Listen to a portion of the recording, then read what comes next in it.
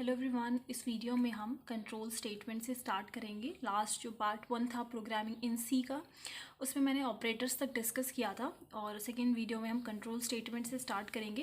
Basically इसकी unit तो 4 units हैं और अभी यूनिट 1 ही चल रही है।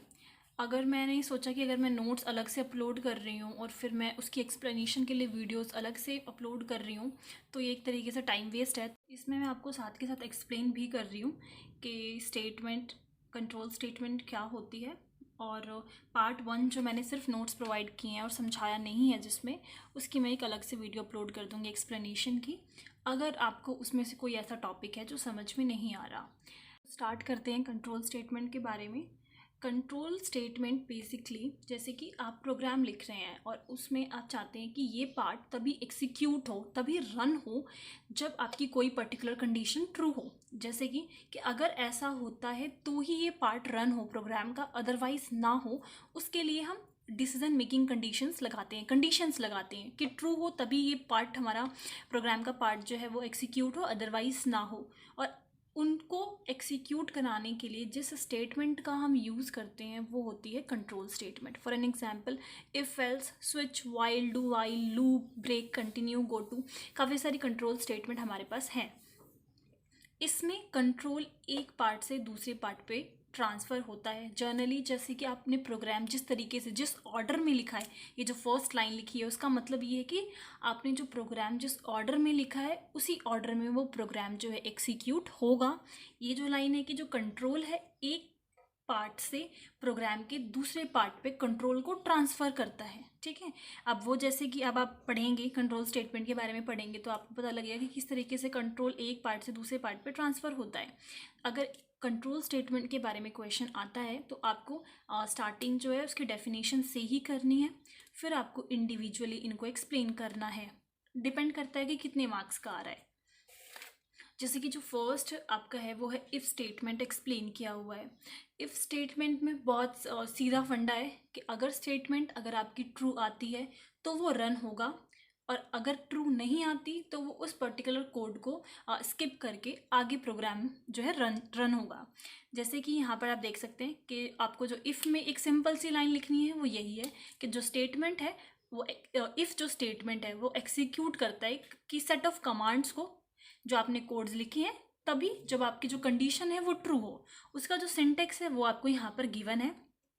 इफ़ आपने लिखा, यहाँ पे आपने कंडीशन लिख दी। कंडीशन किसी तरीके से भी हो सकती है कि A is greater than B, B is greater than A, कुछ भी कंडीशन हो सकती है। कंडीशन ट्रू होगी तो आपने जो ये स्टेटमेंट लिखी हुई है वो एग्जीक्यूट होगी, अदरवाइज नहीं। सेकेंडली, अगर जैसे कि आपने यहाँ पर स्टेटमेंट सिर्फ एक ही स्टेटमेंट लिखी है, ठीक है, तो आपको ये ब्रेसेस लगाने की ज़रूरत नहीं है। लगा भी सकते हो, कोई प्रॉब्लम नहीं है। मतलब ये ब्रेसेस, बट ब्रेसेस लगाना तब कंपलसरी हो जाता है जब आपकी स्टेटमेंट यहाँ एक से ज़्यादा हो। अदरवाइज इससे आपको कोई प्रोग्राम में एरर नहीं मिलेगा। ब्रेसेस लगाते हो तो ठीक है। ऑप्शनल कब है? जब स्टेटमेंट एक हो। बट कंपलसरी कब है? जब स्टेटमेंट ज़्यादा हो। और जो स्टेटमेंट है, कंट्रोल स्टेटमेंट है, जब आप पढ़ोगे तो सबसे जो बेस्ट पार्ट है, जब आप ऐसे क्वेश्चन को अटेम्प्ट करोगे तो आप फ्लो चार्ट अच्छे से प्रिपेयर कर लो। फ्लो चार्ट प्रिपेयर करने से क्या होता है, थ्योरी पार्ट से ज़्यादा अच्छे से एग्जामिनर को भी समझ में आएगा कि आपको अच्छे से चीज़ें पता हैं। तो मैं आपको यही रिकमेंड करूँगी कि सिंपल उसका सिंटेक्स, फ्लो चार्ट और एक सिंपल सा प्रोग्राम, वो अगर आपको आता है तो आपका क्वेश्चन अच्छे से अटेम्प्ट हो जाएगा। अब ये जो भी लाइंस लिखी हैं, आप चाहो तो पोज करके इसको एक बार रीड कर लेना, मैंने समझा दिया है आपको। अब जो इसका एक फ्लो चार्ट है, अब देख सकते हैं कंडीशन, ये हम कंडीशन के लिए ऐसा सिंबल बनाते हैं फ्लो चार्ट में। कंडीशन यहाँ पर है, कंडीशन ट्रू होती है तो आपने जो कंडीशनल कोड, मतलब कंडीशन के अकॉर्डिंगली जो कोड आपका रन हो, ट्रू होता है तो रन होगा, फॉल्स होता है तो ये इस पार्ट को स्किप करके प्रोग्राम जो है आपका आगे रन होगा। ये उसका प्रोग्राम है। यहाँ पर वॉइड मेन, जो मेन फंक्शन है, आपने वो स्टार्ट किया, करली ब्रेसेस लगाए, इंट एन, यहाँ पर आपने एन को इनिशियलाइज कर दिया और इंट लगाकर आपने उसका डेटा फंक्शन लगा दिया कि वो किस टाइप का होगा।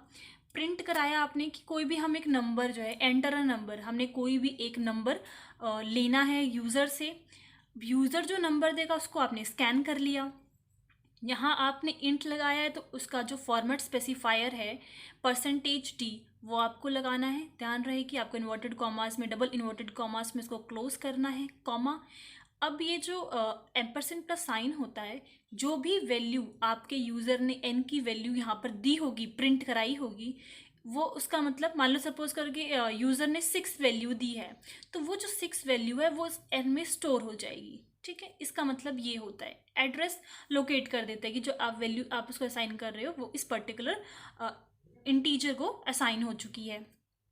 अब यहाँ पर आपका मेन जो आता है वो है इफ़, जो आपने कंट्रोल स्टेटमेंट लगाई है। इफ़ आपने जो नंबर दिया है या फिर यूज़र ने जो नंबर फीड किया है वो अगर ग्रेटर देन 10 है तो आपको प्रिंट कराना है नंबर इज़ ग्रेटर। यहाँ पे ग्रेटर की स्पेलिंग गलत लिखी हुई है।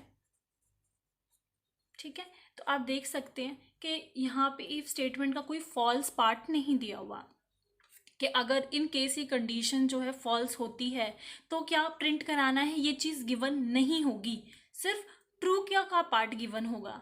यहाँ पे आप एक और चीज़ नोटिस कर सकते हैं, सेमी कॉलन्स आपको नहीं लगाने हैं, वरना फंक्शन उसी पॉइंट पे टर्मिनेट हो जाएगा, आगे इसका कोई यूज़ नहीं होगा।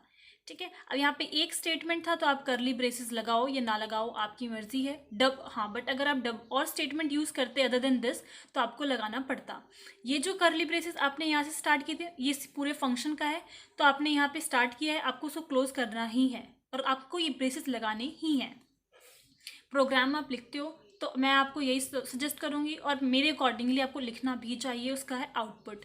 एंटर अ नंबर, आप ये जो चीज़ यहाँ पर लिखोगे प्रिंटफ में, ये जो पार्ट है आप डबल इन्वर्टेड कॉमास में लिखते हो, वो आप पे डिपेंड करता है। जैसा आप लिखोगे आउटपुट में जस्ट ऐसा ही आएगा। यहाँ पर इस डबल इन्वर्टेड कॉमास में अगर आपने कुछ भी लिखा है, स्पेलिंग भी गलत लिखी है, एरर आपको नहीं मिलेगा, आउटपुट में सेम वही चीज़ लिखी मिलेगी। एंटर नंबर, अब जैसे कि आप यहाँ पे देख सकते हैं, इवन यहाँ पर स्मॉल ई लिखा हुआ है बट यहाँ पे कैपिटल ई है, ये भी चीज़ वहाँ पर नहीं होगी। अगर आपने यहाँ पे स्मॉल ई लिखा है तो आउटपुट में भी आपको स्मॉल ई ही मिलेगा। एंटर अ नंबर, अब आपने यूज़र ने जो भी नंबर दिया, आप अपने मन से आउटपुट में कोई भी नंबर लिख सकते हो। 12 लिख दिया, अब क्या 12 10 से बड़ा है तो येस इट इज़, तो नंबर इज़ ग्रेटर। यहाँ पर जो आपने सेम चीज़ लिखी है, यही सेम चीज़ जो है यहाँ पर प्रिंट हो जाएगी। आई होप क्लियर है। इफ़ सेकंड जो है, इफ़ आपने देख लिया, सेकंड है इफ़ एल्स। इफ़ एल्स में क्या होता है, एल्स में आपको फॉल्स पार्ट भी इंक्लूडेड होता है। अब जैसे कि मैंने यहाँ पर इसका फ्लो चार्ट बनाया हुआ है, प्रोग्राम आपका रन करेगा, कंडीशन आ गई आपके पास, जो भी कंडीशन है ट्रू होती है तो आपका एक पार्ट कोड जो है रन करेगा, फॉल्स होती है तो आपका जो सेकंड पार्ट है कोड का वो रन करेगा। मतलब आपको यहाँ पर एल्स के पार्ट में एक और कोड आपको लिखना होगा कि अगर कंडीशन ट्रू नहीं होती तो कौन सा पार्ट जो है रन करने वाला है। देन दोनों ही केस में, अगर आपने ट्रू लिखा तो ये रन करेगा, फॉल्स करा तो ये रन करेगा, और देन दोनों ही केस में आगे जो है प्रिंट, आपका जो रिजल्ट है वो प्रिंट करने के बाद आगे जो है प्रोग्राम रन करेगा। तो ये हो गया इसका फ्लो चार्ट। फ्लो चार्ट बहुत इजी है, आप इसको तो ज़रूर बना लीजिएगा पेपर में। नेक्स्ट है जो इसमें थ्योरी पार्ट लिखी हुई है, वो ये हमारा बाई डायरेक्शनल होता है। बाई मतलब BI मतलब टू। ठीक है, इसके दो डायरेक्शंस हैं कंडीशंस के कंट्रोल स्टेटमेंट में, और एक कंडीशन आपकी ट्रू की है और ऑफ कोर्स एक कंडीशन जो है आपकी फॉल्स की है। अब जैसे कि हम बाइनरी में पढ़ते हैं कि जो लैंग्वेज है बाइनरी में 0 और 1 की होती है, तो जो आपकी नॉन ज़ीरो वैल्यू है उसको हम एज अ ट्रू मानते हैं, और ये जो आपकी ज़ीरो वैल्यू होती है उसको हम एज अ फॉल्स कंसिडर करते हैं। ये आपका जो प्रोग्राम खुद से करता है। ठीक है, तो जो आपकी नॉन ज़ीरो वैल्यूज़ हैं वो एज अ ट्रू कंसिडर की जाती हैं, ज़ीरो वैल्यू फॉल्स कंसिडर की जाती हैं। एंड जो सेम बातें मैंने जो आपको अभी फ्लो चार्ट में बताई वही चीज़ें गिवन है कि क्या चीज़ किस तरीके से चलेगी। सिंटेक्स पे आते हैं। सिंटेक्स बहुत ही क्लियर है। इफ़ लिखा आपने, कंडीशन पुट करी जैसे लास्ट में किया था, करली ब्रेसेस यहाँ पर लगा रखे हैं, स्टेटमेंट आपकी दो हैं तो मैंडेटरी है, लगाना ही पड़ेगा आपको। एल्स पार्ट जो मेन है यहाँ पे, एल्स पार्ट आपका इंक्लूड होगा। ट्रू होता है तो ये पार्ट, और एल्स जब ये पार्ट ट्रू नहीं है, ये जो कंडीशन आपने दी है वो ट्रू नहीं है, तो आपका ये जो ब्लॉक है कोड का वो रन करेगा। यहाँ पे बेसिकली ये गिवन है कि ऐसा नहीं हो सकता कि आप जो है एल्स यूज़ करें और इफ़ ना लगाएं, और इफ़ एल्स के पार्ट में अगर आप इफ़ यूज़ कर रहे हैं तो आपको एल्स भी लगाना होगा, अदरवाइज़ वो इफ़ स्टेटमेंट बन जाएगा। इसका जो एक प्रोग्राम है वो आप देख सकते हैं, हम इसको भी डिस्कस करेंगे। तो बेसिकली अगर हम रिलेट करना चाहें तो अगर आप एक ऐसा प्रोग्राम लिखना चाहते हो कि ये जो नंबर है वो अगर इससे बड़ा है तो ग्रेटर आ जाए, अगर एल्स पार्ट में आप एक चीज़ और इंक्लूड कर सकते हो, वो ये कि अगर ये नंबर इससे छोटा है तो ये प्रिंट हो जाए कि नंबर इज स्मॉलर। ठीक है, आई होप आपको समझ में आया जो मैंने बोला, कि जैसे कि लास्ट प्रोग्राम में आपने देखा कि नंबर ग्रेटर है, हमने ये बता दिया, बट इनके स्मॉलर होता तो क्या होता, तो वो आप स्टेटमेंट जो है इफ़ एल्स में इंक्लूड कर सकते हो। एक सिंपल सा आपको जो स्टेटमेंट है वो ऐड करना है, वो है else the number is smaller. जैसे कि यहाँ पर यही सेम प्रोग्राम लिख लो, अगर आपको ज़्यादा प्रोग्राम्स लर्न नहीं करने हैं तो मैं आपको यही सजेस्ट करूँगी। इसके बाद आपको क्या करना है कि यहाँ पे एक सिंपल सा लिखना है एल्स, और उस एल्स में लिखना है प्रिंटफ। ये सब सेम ऐसा ही कोड, बस यहाँ पर लिख दो नंबर इज स्मॉलर और उसको एंड करा दो। ठीक है, तो ये प्रोग्राम आपका कैसा बन जाएगा, इफ एल्स का बन जाएगा। अब जो यहाँ लिखा है वो मैं आपको एक्सप्लेन कर देती हूँ। इस प्रोग्राम में चेक करना है आपको कि जो नंबर आप फीड करा रहे हो वो इवन है या फिर ऑड है। तो सबसे पहले आपका जो मेन फंक्शन है वॉइड मेन, वो रन होगा।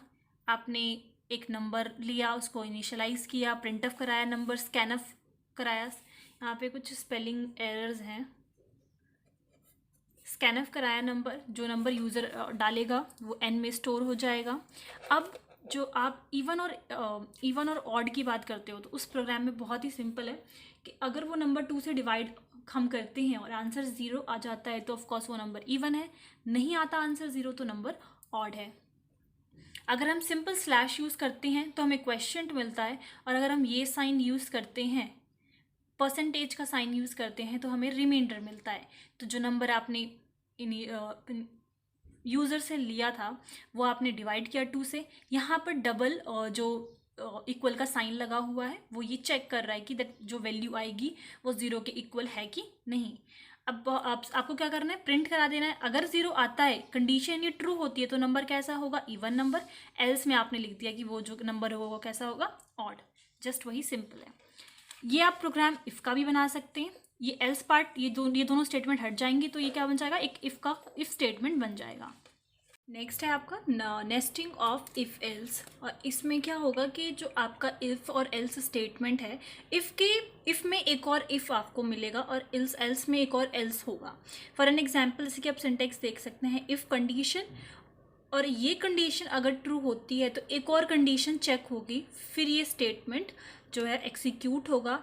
और इस इफ़ के लिए ये एक एल्स स्टेटमेंट है, मतलब अगर इस ये जो कंडीशन है अगर वो ट्रू होती है तो ये स्टेटमेंट 1 आपका एग्जीक्यूट होगा। एल्स, इसके लिए जो ये एल्स है कि अगर ये स्टेटमेंट अगर फॉल्स होती है तो जो आपका ये स्टेटमेंट 2 है वो एग्जीक्यूट होगा। अगर आपकी जो फर्स्ट कंडीशन, जो वेरी फर्स्ट कंडीशन इफ़ की आपने लगाई है वो फॉल्स होती है तो डायरेक्टली ये जो बीच का आपका पार्ट है वो स्किप करके डायरेक्टली जो है स्टेटमेंट 3 आ जाएगा। फॉर एन एग्जांपल, जैसे कि मैंने यहाँ पर सिंटेक्स लिखा हुआ है नेस्टेड इफ़ का। इफ़ कंडीशन लगाया आपने, उसमें एक और इफ़ की कंडीशन है स्टेटमेंट 1, अगर ये ट्रू होता है तो ये, और ये ट्रू अगर कंडीशन नहीं होगी तो इसके लिए जो एल्फ लगाया है वो ये स्टेटमेंट आ गया, एंड देन क्लोज। बट अगर ये कंडीशन यही फॉल्स हो जाती है तो ये पूरा पार्ट आपका स्किप होकर डायरेक्टली एल्स पे आ जाएगा, दैट इज स्टेटमेंट नंबर 3। इसमें जो आपका फ्लो चार्ट है वो कुछ इस तरीके से आप बना सकते हैं। यहाँ पे इफ़ कंडीशन लगाई, ट्रू होता है तो एक और कंडीशन यहाँ पर लग गई, फॉल्स होता है तो स्टेटमेंट ये आपकी आएगी। इफ़ कंडीशन में देन अगेन ट्रू और फॉल्स आपका आ रहा है, ट्रू होती है तो ये स्टेटमेंट, फॉल्स होती है तो ये स्टेटमेंट, और सबका जो लास्ट में अलग नेक्स्ट स्टेटमेंट में चला जाएगा। ये इसका फ्लो चार्ट है। इसमें बस बेसिकली आपको ये याद रखना है कि इफ़ एल्स में एक और इफ़ एल्स आपको मिलेगा। इसका प्रोग्राम अभी इसमें है नहीं, बट अगर आपको चाहिए तो मैं आप मुझे इंस्टा पे टेक्स्ट कर सकते हैं, मैं वहाँ पे आपको प्रोवाइड कर दूँगी। नेक्स्ट है इफ़ एल्स लेडर। इसमें आपको बार बार इफ एल्स का यूज़ करना होगा, बट जो लास्ट आपका पार्ट होगा एल्स का, उसमें कोई इफ स्टेटमेंट नहीं होगी। मतलब जो आपको लास्ट एल्स पार्ट मिलेगा उसमें कोई इफ का पार्ट नहीं होगा। जैसे कि सिंटेक्स देख सकते हैं, इफ लगाया, कंडीशन लगाई तो स्टेटमेंट नंबर 1, अगर ये नहीं तो देन फिर एल्स, इफ कंडीशन लगी स्टेटमेंट अगला, फिर से if condition statement this and this, और ऐसे चलता जाएगा। लास्ट जो होगा एल्स वो ये आ जाएगा। जो आपने नेस्टिंग पढ़ा वो कुछ इस टाइप की कंडीशन पे काम कर रहा है। जैसे फॉर एन एग्जांपल कि अगर सपोज करो ये ट्रू होता है, उसके बाद एक और कंडीशन आपको चेक करनी है, अगर वो भी ट्रू होता है तो आपका ये कोड एक्सिक्यूट होगा। वो नेस्टिंग में इस टाइप से था। लैडर मतलब स्टेयर्स होती हैं, सीढ़ियाँ होती हैं, तो आपका बार बार एल्सिफ कंटिन्यू रहेगा। ठीक है, इसमें और जो एक डिसएडवांटेज है, ये जो लास्ट 2 लाइन्स है उसमें इसके डिसएडवांटेज के बारे में डिस्कस किया हुआ है। बाकियों में क्या होगा कि आपकी जो कंडीशन है अगर वो ट्रू हो जाती है तो बाकी जो आपकी जो कंडीशंस आपने यहाँ पे लिखी हैं वो चेक नहीं होंगी। ये बाकियों की कंडीशन में होता है। बट इस केस लेडर के केस में क्या है कि अगर आपको कोई कंडीशन ट्रू भी मिल जाती है तो भी कंडीशंस आपकी सारी चेक होंगी। ये एक इसका डिसएडवांटेज है। The process continues until there is know if statement in the last block. Last block में जब तक ये चलता रहेगा ये लेटर, जब तक लास्ट जो आपका ब्लॉक आएगा इफ का, एल्स का, उसमें इफ स्टेटमेंट फिर से ना हो। बिकॉज अगर इफ बार बार आ रहा है तो कंडीशन बार बार पुट हो रही है, उसके लिए बार बार आपको ट्रू फॉल्स जो है वो लिखना पड़ रहा है। इसलिए जो लास्ट पार्ट होगा उसमें आपका इफ पार्ट नहीं होना चाहिए। If one of the condition is satisfy the condition, other nested else if would not executed. अगर एक आपको ट्रू मिल जाता है तो बाकी की एक्सिक्यूट नहीं होंगी बट चेक होंगी। ठीक है, ये है इसका फ्लो चार्ट। अगर कंडीशन ट्रू होती है तो ये वाला कोड जो है रन करेगा। फॉल्स आ रहा है तो फिर एक और इफ स्टेटमेंट लगा है, उसके बाद फिर एक और इफ स्टेटमेंट, और लास्ट हमने जो है डिफ़ॉल्ट केस बना दिया है। डिफ़ॉल्ट केस में जैसे कि जब कुछ भी कोई भी कंडीशन ट्रू नहीं आ रही तो डिफ़ॉल्ट केस या इनवैलिड केस जो है आपका वो रन करेगा, एक्सिक्यूट करेगा, और लास्ट पे जो आपका प्रोग्राम है वो एज़ यूजुअली बाकी के जो पार्ट्स हैं प्रोग्राम के वो रन करेंगे। ट्रू और फॉल्स ही आपस में इंटरचेंज भी हो सकते हैं, डिपेंड्स ऑन द प्रोग्राम। के अगर आपने ट्रू पे एक और इफ़ की कंडीशंस लगाई हैं तो यहाँ पर आप ट्रू कर सकते हैं, यहाँ पर आप फॉल्स कर सकते हैं, उससे कोई प्रॉब्लम नहीं है। जस्ट ये एक फ्लो चार्ट है। बट ये जो है आपको ये जो हम डिसीजन मेकिंग के जो सिंबल्स बनाते हैं रोम्बस के, ये आपको ध्यान रखना है कि जो आपके इनपुट आउटपुट के सिंबल्स होते हैं जब हम फ्लो चार्ट बनाते हैं तो उसमें ये सब सिंबल्स का अपना एक मतलब होता है। तो आप इसको ध्यान रखना कि आप ये शेप इसकी चेंज ना करें। नेक्स्ट जो है वो आपका स्विच स्टेटमेंट है, और स्विच स्टेटमेंट अपने आप में ही एक क्वेश्चन आ सकता है बिकॉज काफ़ी कुछ है इसमें, एम्पल ऑफ थिंग्स है लिखने के लिए। फ्लो चार्ट, सिंटेक्स और इसका जो प्रोग्राम है, रूल्स भी हैं। सो ये हम नेक्स्ट वीडियो में डिस्कस करेंगे। एक go to statement, control statement और रह गया है, उसको भी हम जब स्विच डिस्कस करेंगे तभी देख लेंगे। एंड अगर आपको कोई ऐसा प्रोग्राम चाहिए, लाइक मैंने इसमें जो इफ एल्स लेडर है उसका प्रोग्राम नहीं लिखा हुआ इसमें, तो आप लोग मुझे इंस्टा पे भी टेक्स्ट कर सकते हैं, मैं वहाँ पे आपको प्रोवाइड कर दूँगी इसका प्रोग्राम। सो नेक्स्ट वीडियो में देखते हैं बाकी के क्वेश्चंस।